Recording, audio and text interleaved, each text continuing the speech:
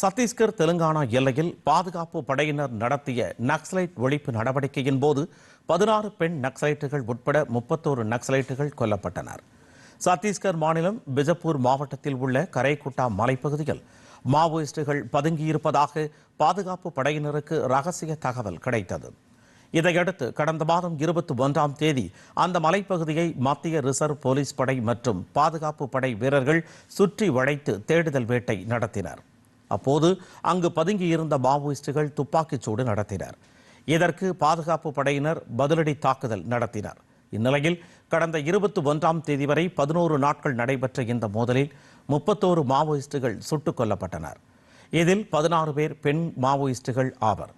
இந்த மோதலின் போது 40 ஆயுதங்கள் பறிமுதல் செய்யப்பட்டன. மாவோயிஸ்டுகள் பதுக்கி வைத்திருந்த கண்ணி வெடிகளும் செயலிழக்க செய்யப்பட்டன.